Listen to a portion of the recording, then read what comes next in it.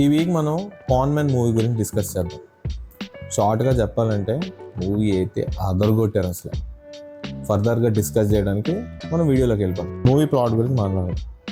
Simple line తీసుకున్నారు, 5 to 6 interesting characters create చేశారు, మంచి స్క్రీన్ ప్లే, మంచి music, Kollam back water back డ్రాప్లో చాలా బ్యూటిఫుల్గా ఫిల్మ్ చేశారు.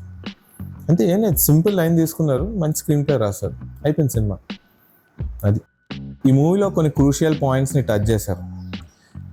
Job, responsibility, especially marriage.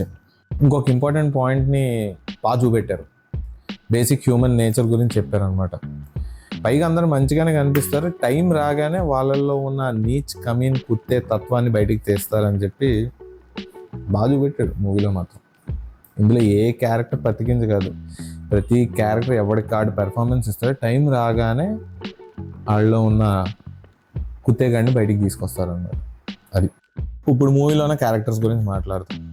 Basil Joseph మనోడు ఎంటర్ అవ్వగానే చిరాకేస్తుంది, ఎవడే తెక్కనా కూడా ఇలా బిహేవ్ చేస్తున్నాడని చెప్పి అనిపిస్తుంది.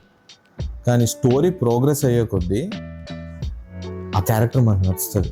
నచ్చడమే కాదు, రెస్పెక్ట్ కూడా పెరుగుతుంది ఆ క్యారెక్టర్ మీద. Next character Sajjan Gopu. షార్ట్గా చెప్పాలంటే భయపెట్టాడు భయ్య. ఒక సీన్ ఉంటుంది, మనోళ్ళలో ఉన్న రాక్షసుని బయటికి తీసుకొస్తారు. భయంకరమైన బ్యాక్గ్రౌండ్ మ్యూజిక్, మనోడికి పెద్ద గుడ్లు ఉంటాయి, సటిల్ యాక్టింగే. ఆ పెద్ద కళ్ళు వేసుకొని ఆ భయంకరమైన బ్యాక్గ్రౌండ్ మ్యూజిక్తో, ఆ సటిల్ యాక్టింగ్తో భయపెట్టేస్తాడు ఆడియన్స్. నాకైతే భయం వేసింది. సజ్జన్ భయ్య ఏమో కొండలాగా అంత ఉంటాడు, మన బేసిల్ భయ్య ఏమో సన్నంగా పొట్టుగా ఉంటాడు. బేసిల్ భయ్యది బ్రెయిన్ పవర్, సజ్జన్ భయ్యది కండబలం.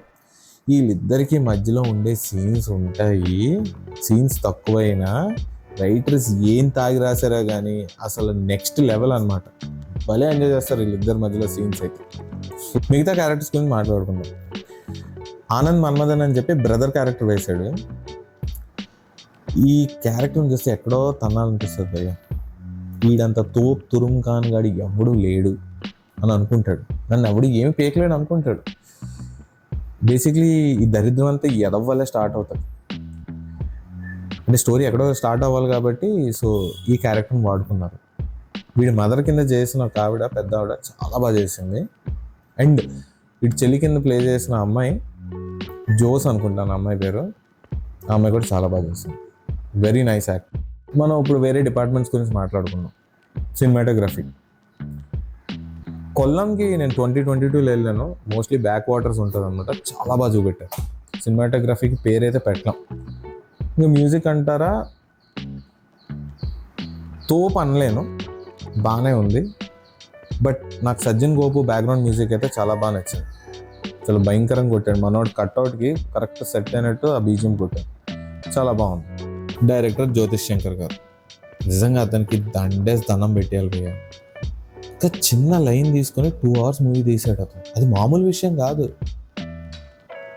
స్టోరీ టెల్లింగ్ అతను చాలా డిఫరెంట్గా ఉంది. ఒక సీన్లో అయితే అతను ఏం కన్వే చేయాలనుకుంటున్నాడో వితౌట్ డైలాగ్స్ కన్వే చేశాడు, చాలా క్లియర్గా అర్థమవుతుంది. ఇంకో హైలైట్ ఏంటంటే ఈ మూవీ బడ్జెట్ 3 crores. 3 crores ఇంత మంచి అవుట్పుట్, అసలు హ్యాట్స్ ఆఫ్ అతనికైతే.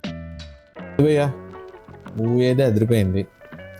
వీకెండ్లో ఏం చూడాలో అర్థం కాక మూవీ లవర్స్ బుర్ర బాధేసుకుంటుంటే ఈ మూవీ సజెస్ట్ చేస్తున్నాను. డిజ్నీ హాట్స్టార్లో ఉంది, వెళ్ళి చూసేయండి. ఇంకా వీడియో ఆపేసే ముందు మీ అందరికీ నా రిక్వెస్ట్ ఏంటంటే కొంచెం సబ్స్క్రైబ్ చేసుకుంటే మాకు ఎంకరేజింగ్గా ఉంటుంది. ఇట్లాంటి మూవీ రివ్యూస్, మూవీ సజెషన్స్తో ఈ వారం కూడా మేము ముందుకు వస్తాం. మర్చిపోద్దా, సబ్స్క్రైబ్ చేసుకోండి. బాయ్.